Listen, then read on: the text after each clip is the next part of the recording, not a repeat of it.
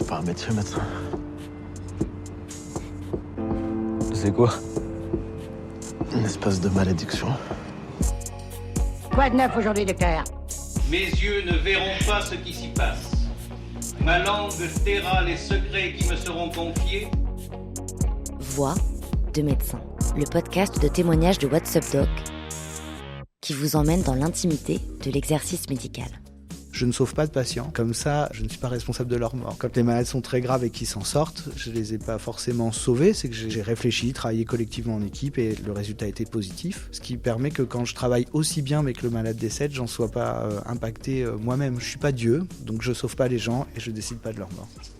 Thomas Lebouvier est anesthésiste réanimateur au CHU de Rennes depuis 10 ans. Avec lui, on a parlé de simulation, de kitesurf et de savoir-être.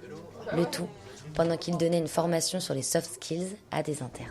Les premières fois où je me dis que je vais être médecin, entre 6 et 8 ans, et je voulais être médecin et médecin anesthésiste. Pourquoi, je ne sais pas. J'avais eu effectivement une anesthésie pour une chirurgie. Ça a dû me rester et j'ai voulu faire cette spécialité-là. Qu'on ne voit pas trop en fait dans les études.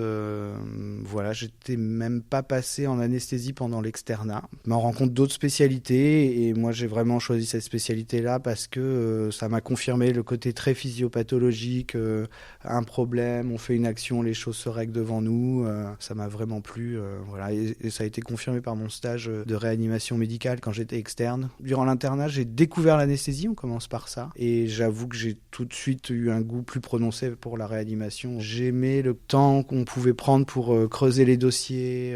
Ce que j'aimais par rapport aussi aux autres spécialités, c'est que c'était toujours dissocié, c'est-à-dire qu'on voyait le patient et on s'intéressait à lui que du point de vue médical, et puis après on s'occupait de lui ou de ses proches dans un temps qui était vraiment dédié, et je trouvais ça plus facile. Il n'y avait pas d'interférence entre j'examine le malade et en même temps je dois lui parler, et voilà, et j'ai le temps d'avoir des réflexions un peu complètes sur chacune des problématiques que j'ai à affronter en fait, voilà, dans mon exercice. Bonjour à tous, donc c'est votre dernier module de formation par simulation sur votre internet. Et donc vous êtes des grands et vous savez déjà tout faire. On va axer ça sur un peu les soft skills, communication à la fois avec des patients ou leurs proches, et puis à la fois au sein d'une équipe. On va donc faire 6 cas aujourd'hui. Un entretien d'admission en réanimation. Le deuxième cas ce matin, ce sera une annonce de mauvaises nouvelles. Le côté travail en équipe, c'est ce qui a motivé mon choix de l'anesthésie-réanimation, parce que c'est vraiment une spécialité qui travaille en équipe, obligatoirement avec l'infirmière anesthésiste au cours d'une anesthésie, en réanimation avec les infirmières. En anesthésie, on vient encadrer un geste chirurgical, donc il y a un travail, une coopération avec le chirurgien. En réanimation, on a plein d'autres intervenants, d'autres spécialités, que ce soit de la radiologie, d'autres spécialités médicales, des spécialités chirurgicales, et donc moi c'est ce que j'aime, le travail en équipe, c'est quelque chose qui me plaît, ouais. Très rapidement j'ai pris conscience que la performance de soins globale, elle se limitait pas à la connaissance médicale, et que c'était vraiment le travail d'une équipe qui faisait la performance globale, et du coup la satisfaction du patient, sa sécurité, son pronostic. Donc là c'est Pascal mais qui l'a déjà fait, sous vos applaudissements. Eh bien Delphine, je suis comédienne. La première année que tu fais avec les internes, Delphine. Voilà. C'est la jeunesse. Ouais, c'est la jeunesse, tu vas voir, c'est bien aussi. Moi je m'appelle Pascal et je suis aussi comédien, metteur en scène. Qui passe là? Floriane. C'est Floriane. Ce matin, Benjamin Pérez, il a eu un AVP. Il va donc monter dans le service de réanimation, il vient d'arriver il y a 15-20 minutes, et donc il est en mydriase bilatérale à réactive, et vous allez retrouver aucun réflexe du tronc cérébral. C'est sédation stoppée. Les parents de Benjamin Pérez sont arrivés au secrétariat il y a 20 minutes. Voilà, ils ont été amenés au chevet de leur fils par Sylvie, l'infirmière. Et donc là, avec Sylvie, vous allez aller chercher les parents qui attendent dans le couloir pour aller les voir en entretien. Okay. Cette formation, en fait, elle naît il y a 4-5 ans où, avec le professeur Belleuil, on part sur l'idée de monter un vrai programme d'enseignement pour les internes d'anesthésie-réanimation via la simulation en santé. Donc en première année, on va faire des choses très, très, très techniques, très procédurales pour que les internes puissent vite être habiles de leurs mains. Et puis deuxième, troisième, quatrième année, on va suivre la maquette d'enseignement théorique qu'on va retranscrire en simulation. Et puis en fait, on arrive au bout de la 5e année où le professeur Belleuil me dit: qu'est-ce que tu as envie de faire toi, parce que là il n'y a pas de maquette pour cette 5e année. Et moi je leur dis le bilan de mes années d'exercice, c'est que quand même tout ce qui est sur compétences non techniques, il n'y a aucune formation, alors que je pense que c'est pas inné et il y a quand même de la littérature, voilà. Donc je lui propose cette thématique un peu du savoir-être et de communiquer communiquer avec les patients, communiquer avec leurs proches, communiquer dans une équipe et gérer des problématiques qu'on a au final au quotidien. Début du scénario. Moi je suis docteur, donc c'est l'infirmière qui s'occupe de votre fils aujourd'hui. Qu'est-ce qu'on vous a expliqué déjà? C'est la gendarmerie qui a appelé. Donc là on est dans la régie, il y a une vide santin qui nous permet de voir ce qui se passe dans la salle, sachant que tout est filmé et qu'il y a aussi l'image et le son, tout est retransmis pour les apprenants dans la salle de débriefing. Puis nous on regarde ce qui se passe, ce qui nous permet un peu d'anticiper notre débriefing, prendre des notes sur ce qui se passe. Il a eu un accident de la route. Grave dès le départ parce qu'il était dans le coma donc il était Elle cherche ses mots, on voit qu'elle est impactée par ce qu'elle est en train d'annoncer en fait. Ça va être un point de débriefing. Est-ce que ça veut dire y aller progressivement? Est-ce que ça a un véritable intérêt? Et voilà. Là du coup ça agace un peu la famille. C'est pas possible, il est tout jeune, on est en 2024 là, vous avez plein de trucs. Je pense que c'est ce passage-là que je montrais en fait. Vous le prenez en charge, vous le prenez... Donc après je vais la développer avec le docteur Caillès, cette formation-là. C'est pas l'expérience du docteur Lebouvier, du docteur Caillès. On a vraiment cherché à construire quelque chose sur des référentiels. Donc en fait il y a des guides HAS sur comment annoncer une mauvaise nouvelle. Il y a des techniques pour gérer un conflit. Et donc c'était vraiment pas que ce soit la recette personnelle, mais vraiment de faire quelque chose de construit, basé sur un rationnel, des faits et toutes ces choses-là. Il y a des choses à apprendre, il y a des choses à faire et que c'est pas que des recettes qui se transmettent un peu de père en fils ou de mère en fille, quoi. Bravo! Ouais, j'ai toujours un doute sur très bons les acteurs pour... dedans quand même. Ouais, ils sont très bons pour... Enfin, vraiment, je me suis retrouvée dans une famille. Ouais. Ah ouais.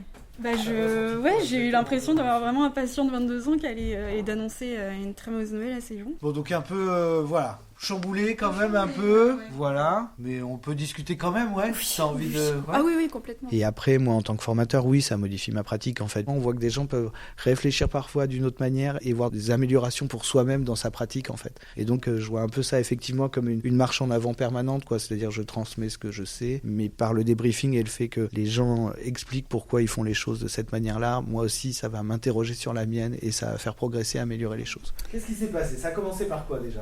Déjà, ils étaient dans le on a débriefé un petit peu sur ce qu'elle avait déjà, savoir un peu dans quel état d'esprit ils étaient et ce qui leur avait déjà été un peu annoncé. Est-ce qu'il y aurait Est-ce que les autres, là, vous allez chercher d'autres choses? Ah oui, c'est vrai que j'ai pas demandé quand il était. Parfois, l'infirmier qui est avec nous, il a pas toutes les informations. Ouais. Il sait pas que ça va se transformer en état encéphalique. Ouais, c'est une bonne question. On peut faire un plan de ce qu'on va annoncer.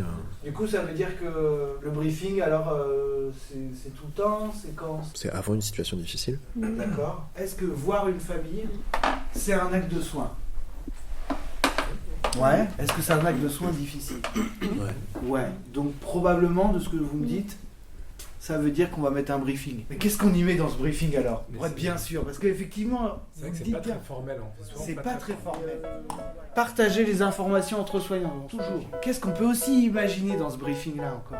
Faire le casting de l'entretien, savoir qui vient. Alors comment tu choisis? Mais avant l'annonce de il va mourir ou en réaction de il va mourir, mais pourquoi est-ce que vous faites ça? Je passe d'abord le message principal de il va mourir, et puis c'est après comme ils vont reposer des questions. Toi, de ce cas-là, ce que tu viendrais rajouter sur la frise, ce que tu en retiens? C'est le recueil des infos au début dans le briefing. Le recueil des infos avant le briefing. Le travail en équipe. Ouais. Temps de silence. Noé, il est sur le temps de silence. À quel moment tu places ça? Le premier décès dont je me souvienne, j'étais externe dans le service de réanimation médicale au CHU de Caen. Et effectivement, c'est un jeune homme qui est décédé d'une méningite suite à une otite. On avait à peu près le même âge. On était étudiants tous les deux. Quand il arrive à l'hôpital, malgré une prise en charge optimale, il va finir par décéder. Je prends conscience des limites de la médecine et de la finitude de la vie. Quand on rentre en médecine, bien souvent, c'est pour guérir. Et là, on se rend compte que on peut pas toujours guérir, mais qu'on peut juste soigner. Et ça marque un peu... c'est un tournant un peu dans mon parcours, je pense. Je comprends mieux cette phrase que j'avais lue dans la maladie de Sachs. C'est pas parce qu'on ne peut plus rien faire qu'il n'a plus rien à faire. Je me sens beaucoup plus acteur que spectateur. C'est ça qui fait que ça rend les choses acceptables. C'est qu'en fait, on est acteur et qu'on apporte quand même quelque chose de positif aux gens, en fait. Voilà. Parce que sinon, en soi, voir mourir des gens, c'est pas le... Personne se dit, tiens, je vais faire ça. En tout cas, moi, je vois pas. Je ne sauve pas de patients. Comme ça, je ne suis pas responsable de leur mort. Quand les malades sont très graves et qu'ils s'en sortent, je ne les ai pas forcément sauvés. C'est que j'ai réfléchi, travaillé collectivement en équipe et le résultat a été positif. Ce qui permet que quand je travaille aussi bien mais que le malade décède, j'en sois pas impacté moi-même. Je ne suis pas Dieu, donc je ne sauve pas les gens et je ne décide pas de leur mort. On va jouer une situation qui est fréquemment conflictuelle dans un bloc opératoire, qui est une décision de devoir reporter une intervention. Tu as passé la journée depuis ce matin au bloc opératoire avec le docteur Kervadek. La journée a été bien chargée. Le deuxième patient du jour a présenté un état de choc hémorragique péropératoire lors d'une prostatectomie sous cellio, ce qui vous a obligé à convertir. Du fait de l'heure tardive empêchant de terminer le dernier bloc avant 19h, comme le stipule la charte du bloc opératoire, tu décides qu'il va falloir reporter la dernière patiente. Et toi, il va falloir que tu annonces que l'intervention doit être reportée. Mince alors, T'as dit quoi? Mince alors. Excusez-nous si c'est très loin de la réalité. Je suis désolé, hein, mais... Ah non, vous pouvez être désolé, parce que là, franchement, je commence à avoir par-dessus la tête. En termes de planning et de logistique, c'est pas possible. Là, il y a ça, 45 minutes, j'ai besoin de 45 minutes, c'est tout. Mais il est 18h45. Oui, et à 19h30, les équipes quittent à 19h, ça fait partie de la charge du bloc opératoire. Attendez, c'est pas moi qui ai pris du retard ce matin, c'est vous qui m'avez forcé à convertir. Malheureusement, il y a une conversion. J'ai pas bouffé ce midi, j'ai opéré toute la journée, donc maintenant, je voudrais qu'on termine, d'accord? Mais malheureusement, ça n'aura pas lieu. C'est pas possible, quoi. Qui est-ce qui décide? C'est moi qui décide ou c'est vous qui décidez? Tes émotions, Oméry? Voilà, il était un peu véhément, mais il est resté quand même. T'as mis un peu sous pression quand même Un petit peu, surtout devant la malade, hein, initialement. Ce qu'on regardait en termes d'émotions, Arthur, toi? C'est un problème en fait. Hein. Il est problématique. Hein. Il est colérique, il est caractériel et il faut réussir à garder son calme devant. Il est colérique ou caractériel, mais là il est en colère en tout cas. Ouais. Et du coup, toi, en termes d'émotion, ça te. Un personnage comme ça peut faire un peu peur. Donc tu te sens un peu agressé en fait. Ouais, un peu intimidé. Ouais. Clairement, il y a de la mauvaise foi et en fait, ouais. Bonne ou mauvaise foi. En tout cas, effectivement, il y a du reproche. Ouais, il y a du sur reproche. La spécialité anesthésie-réanimation, dont à ce moment-là, Oméry et le représentant. On prend pour tout le monde. Quoi. Quelque chose où ça s'est particulièrement bien passé et je pense qu'effectivement si on n'avait pas été là, cette personne-là serait décédée, oui je me souviens. Oui. C'était un adolescent de 16-17 ans qui avait eu un traumatisme abdominal lors d'un match de foot et qui à la fin du match quand même a consulté aux urgences où il va passer 2-3 heures aux urgences. Et là on va m'appeler parce qu'il va faire un malaise, qu'il est en état de choc. Et donc je rentre dans le déchocage médical et je vois effectivement un jeune qui est en train de bradycarder, qui a quasiment plus de tension, qui est blanc comme un linge avec sa mère à côté et il est quasiment en train de mourir d'un choc hémorragique en fait. Et on m'avait raconté l'histoire au téléphone et j'avais dit j'arrive, j'avais arrêté tout de suite mon activité dans le service et j'étais descendu très rapidement avec l'interne et quand je le vois, je vois ce qu'il a en fait. Et donc je me souvenir m'être présenté rapidement à la maman en disant bonjour, je suis le médecin réanimateur, désolé je vous parlerai après et puis dire à l'urgentiste qui me dit t'as vu? J'ai dit oui, je vais l'emmener à côté dans le déchocage chirurgical et donc le garçon était plus trop conscient en fait à ce moment-là et donc je le pousse rapidement dans la pièce d'à côté qui est le déchocage chirurgical tout en appelant pour que j'ai du renfort qui arrive à ce moment-là 2 infirmières anesthésistes avec du sang pour une transfusion. On va lui remettre une perfusion de gros calibre, le remplir et le transfuser un peu massivement. En même temps que l'équipe fait ça, je vais faire une échographie abdominale qui va permettre de voir qu'il a plein de sang dans le ventre. Donc j'appelle tout de suite le chirurgien digestif qui est chez lui à ce moment-là et je lui dis je suis désolé, j'ai vraiment besoin que tu viennes, il faut qu'on aille au bloc. On a dû passer à peu près une petite demi-heure dans le déchocage, le temps de faire tout ça, de rétablir un peu le malade, d'organiser le bloc et donc une demi-heure après le malade était sur la table. Le chirurgien lui a enlevé la rate qui saignait et il va très bien.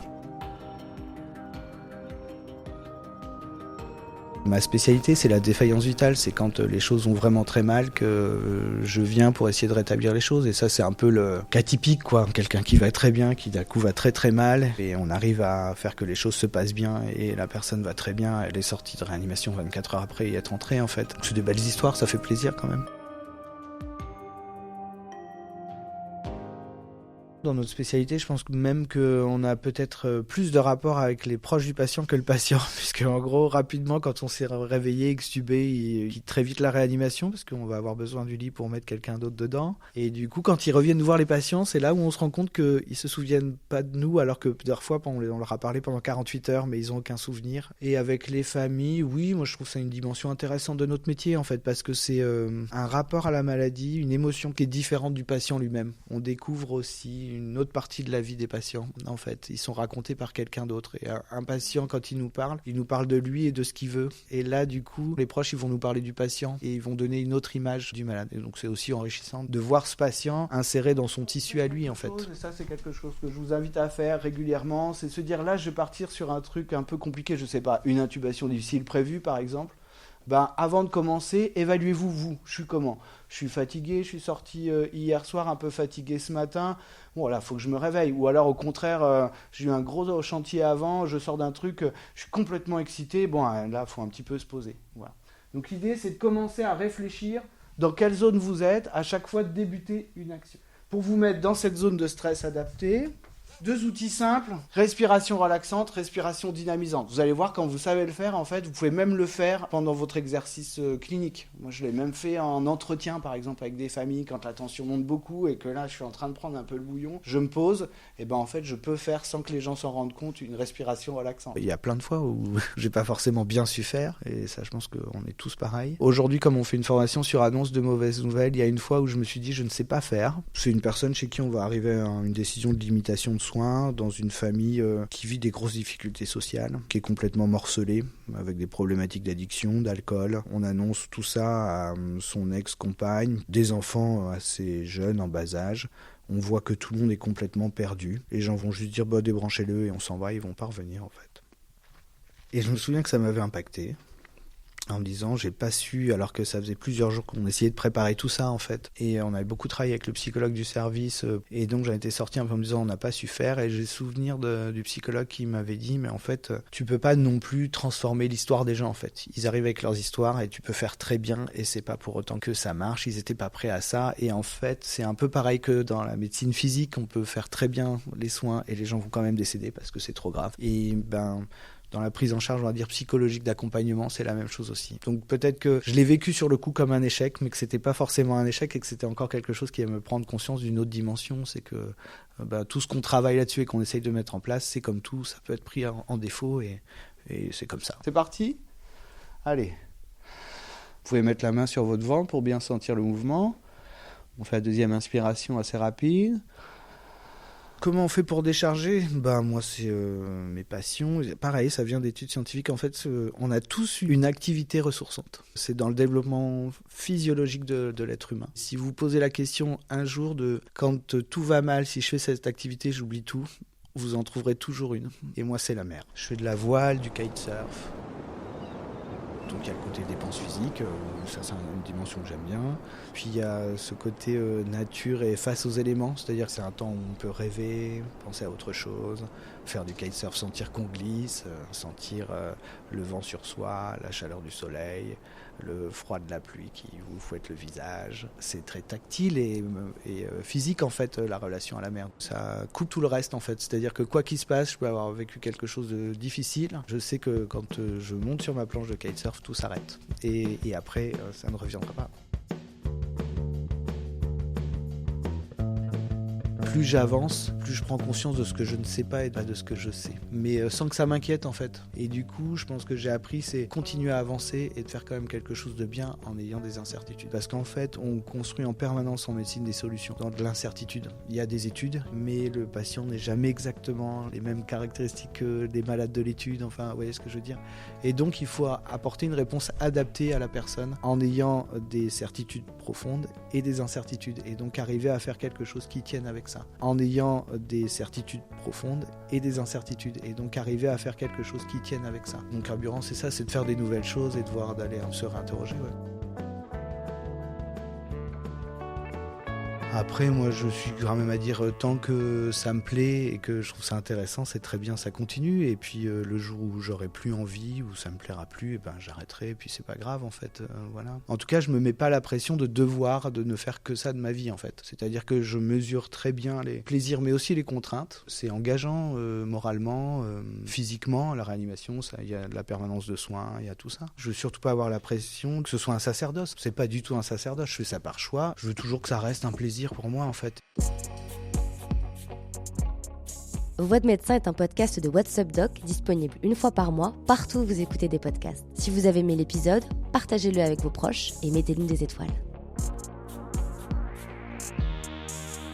Le tournage, l'écriture et la réalisation ont été assurés par Margot Kefelec. Le directeur de la publication, c'est Mathieu Durand et le rédacteur en chef, Luc Angevert. Le générique est composé d'extraits du film Hippocrate réalisé par Thomas Lilti, du dessin animé Bugs Bunny et d'une archive de l'INA.